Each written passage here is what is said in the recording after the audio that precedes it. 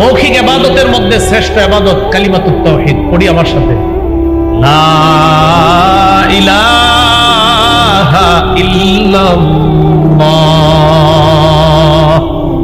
এটা শ্রেষ্ঠ ইবাদত। বলেন তো, লা ইলাহা ইল্লাল্লাহ। এই কালিমাতুত তাওহীদ, এটা একদম মনে প্রাণে বিশ্বাস করে মুখে আপনি উচ্চারণ করেন।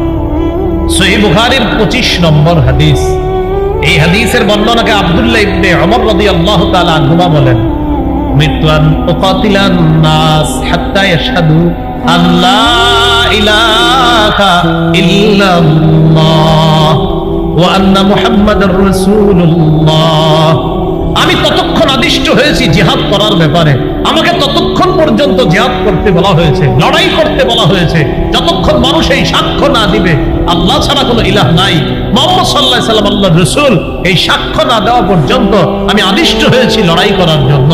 এখানে লা ইলাহা ইল্লাল্লাহ প্রকাশ্যে মুখে উচ্চারণ করতে হবে, দিল থেকেও স্বীকার করতে হবে। মুখের ইবাদতের মধ্যে একটা এটা জানলাম। সহিহ বুখারী 26 নম্বর হাদিসে আছে, সুইলা রাসূলুল্লাহ সাল্লাল্লাহু আলাইহি ওয়াসাল্লাম আইয়ুল আমালি আফজাল। নবীকে প্রশ্ন করা হলো কোন আমল সবচেয়ে শ্রেষ্ঠ?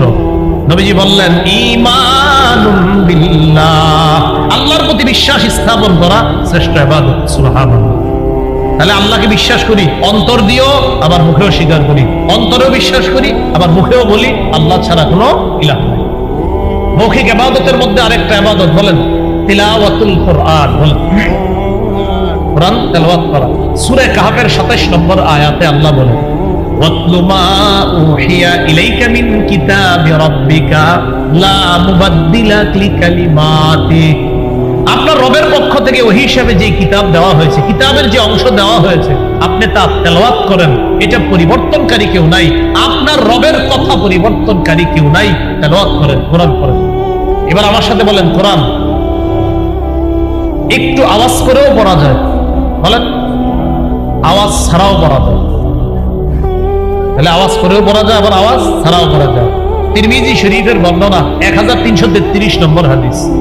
قال رسول الله صلى الله عليه وسلم الجاهر بالقرآن كالجاهر بالصدقة والمسر بالقرآن كالمسر بالصدقة। যে ব্যক্তি একটু উঁচু আওয়াজে কোরআন পড়ে সে প্রকাশ্যে সদকাকারীর মতো, যে ব্যক্তি একটু নিম্ন আওয়াজে কোরআন পড়ে সে গোপনে সদকাকারীর মতো।